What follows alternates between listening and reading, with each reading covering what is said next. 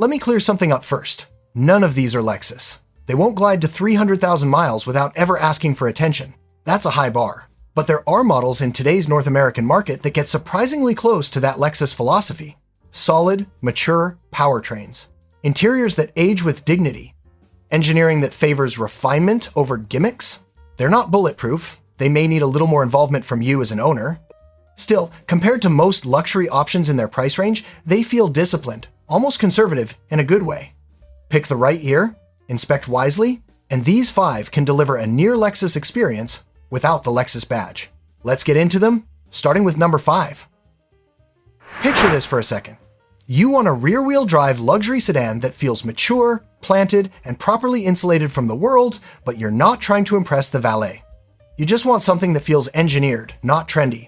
That's where the Infiniti Q50 from 2014 to 2017 starts to flirt with that Lexus philosophy without fully becoming it. Early versions came with the 3.7-liter V6 pushing roughly 325 horsepower, paired to a 7-speed automatic that shifts with confidence more than aggression. Later models switched to the 3.0-liter twin-turbo V6, 300 horsepower in standard form, 400 in Red Sport trim. In the real world, expect fuel economy in the low 20s combined, high 20s on the highway if you're gentle. It's not an economy car, it's a smooth power car. Now here's where the almost Lexus part shows up. Cabin materials age better than most rivals in this price bracket. Road noise is well managed. The chassis feels balanced. When maintained properly, these drivetrains can go the distance. But, and this matters, it's not bulletproof ownership. The 2014 model year had more complaints than later years. Brake vibration from warped rotors shows up often. Some cars use steer-by-wire, and if it feels artificial or inconsistent during a test drive, walk away. On the 3.0 turbo models, maintenance discipline is everything. Neglected oil changes and aggressive tuning are where problems begin. Market reality? Early models can be found around $9,000 to $14,000. Cleaner 2016 and 2017 examples usually sit in the mid-teens, depending on mileage and trim. Buyer mistake to avoid: chasing the cheapest listing. Service records matter more than color and wheels here. And quick practical tip: keep a solid basic toolkit in the trunk and a compact tire repair kit. Luxury feels great until you're stuck on the shoulder over something small. I'll show you the ones I recommend. Now, if that felt like the sporty interpretation of the Lexus mindset, wait until you see what happens when the focus shifts toward quiet executive comfort. There's a certain kind of buyer who doesn't care about lap times or badge status. They care about how a car feels at 70 miles per hour on a long highway stretch. Calm steering. No vibration through the seat. A drivetrain that feels like it's barely working. That's where the Genesis G80 from 2015 to 2017 quietly earns respect. This was Hyundai's serious attempt at building something engineered first, marketed second. Under the hood, most examples carry the 3.8-liter V6 with about 311 horsepower, paired to a traditional 8-speed automatic. There's also a 5.0 V8, making roughly 420 horsepower for buyers who want effortless surge without drama. Real-world fuel economy sits in the low 20s combined for the V6, deeping in the high teens for the V8. Not thrifty, but reasonable for the size and weight. Here's where the Lexus philosophy comparison makes sense. The G80 doesn't chase complexity. It uses naturally aspirated engines, conventional transmissions, and proven hardware. Ride quality leans comfortable without feeling floaty. Cabin insulation is impressive for the price point. Materials hold up better than many German competitors from the same years. But let's stay honest. Electronics can act up. Infotainment systems occasionally freeze. Some early cars had minor fit and finish inconsistencies. Nothing catastrophic in most cases, yet this is still a car you want inspected thoroughly. Check every button, test every feature. Make sure service history is documented, especially for transmission fluid and cooling system maintenance. Used market pricing makes this interesting. Clean V6 examples often fall between $13,000 and $18,000. V8 cars push higher but still undercut comparable German sedans by a wide margin. Ideal buyer? Someone who wants executive-level comfort without signing up for European repair roulette. If you value smoothness over sport, and you're okay with a badge that doesn't shout, this feels like a disciplined choice. Now let's shift gears, because the next car on this list carries a badge that does shout, and ownership can either feel incredibly rewarding or financially reckless. Quick favor, my friend. If this is helping you shop smarter, tap like and subscribe. And drop your city in the comments so we can keep these price breakdowns real for your market. Walk into almost any upscale parking lot from the last decade and you'll see one sitting there. clean lines, understated confidence. The Mercedes-Benz C-Class, specifically the W204 and early W205 from 2012 to 2017, became the default compact luxury sedan for a reason. But here's what most people don't realize. Not all C-Classes are created equal. Start with the later W204, especially the C300. That naturally aspirated 3.5-liter V6 makes about 248 horsepower and pairs to a 7-speed automatic that feels old school in a good way. No turbo stress. No complicated hybrid systems, real-world fuel economy lands in the low 20s combined, high 20s on the highway if driven calmly.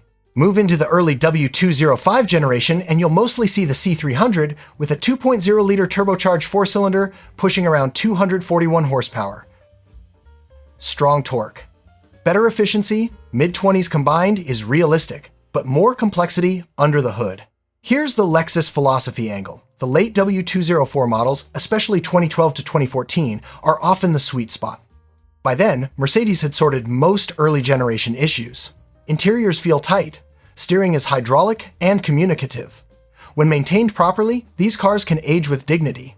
Now the warning. Deferred maintenance is brutal on German cars. Oil leaks from valve cover gaskets, worn suspension bushings, and electronic gremlins show up when previous owners cut corners. On turbo W205 models, pay attention to cooling system components and listen for timing chain noise during cold starts. Market reality? Clean W204 C300 examples typically range from $10,000 to $16,000 depending on mileage and condition. Early W205 C300 models usually sit between $15,000 and $20,000. Buyer mistake to avoid, buying based purely on mileage. A one-owner car with full service records at 110,000 miles is often safer than a neglected 60,000-mile example. Find the right one, and the C-Class delivers that refined, bank vault feel that hints at Lexus-like solidity, but only if you respect maintenance discipline.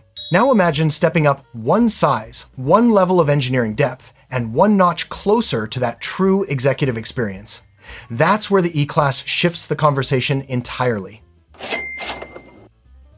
There's a reason seasoned mechanics nod quietly when someone mentions the W212 E-Class. Not excitement, not hype, just recognition.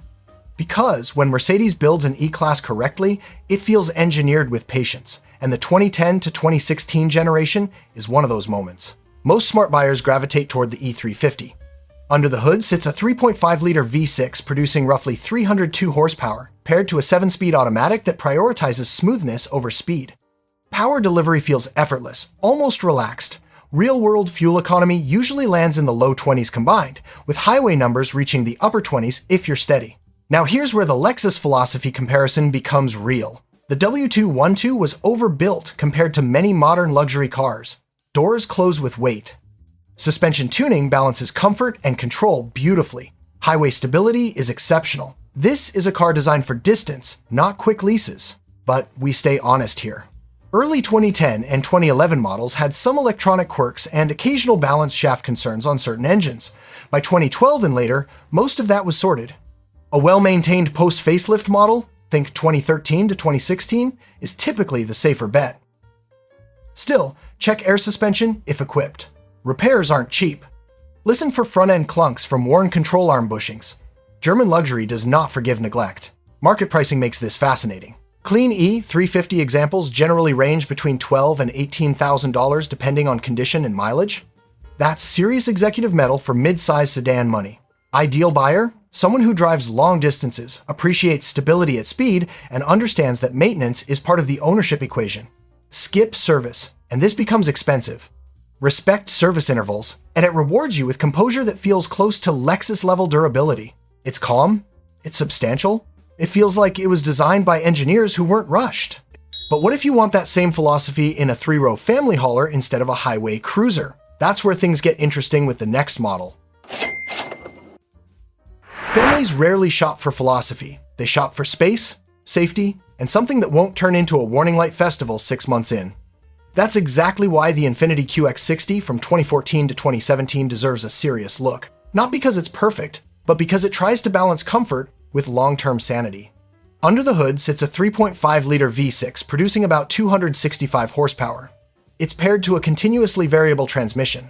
Yes, a CVT, and I know that alone makes some buyers nervous. Real-world fuel economy typically lands in the low 20s combined, with highway numbers creeping into the upper 20s if you're smooth with the throttle. Here's the part that feels aligned with that Lexus philosophy. The V6 itself is proven. It's been around. It's not some experimental turbo setup. Ride quality leans soft but controlled. Cabin insulation is surprisingly good for a 3-row crossover in this price bracket. Seats are comfortable. Materials hold up decently if the previous owner wasn't treating it like a rental. Now let's talk about the elephant in the room, the CVT. Early examples had documented transmission concerns, especially if fluid changes were ignored. If you're shopping one, ask specifically about transmission service history. Smooth acceleration with no shuddering is what you want during a test drive. Hesitation or whining noises? Walk away. Also check for uneven tire wear, because these are sensitive to alignment neglect. Pricing makes the QX60 tempting. Most clean examples from this range fall between $11,000 and $17,000 depending on mileage and trim. That's a lot of space and luxury feel for the money. Ideal buyer? A family that wants near luxury comfort without stepping into high-risk German SUV ownership costs. You need to be proactive with maintenance. Do that, and it can serve you well. Ignore it, and it can get expensive quickly.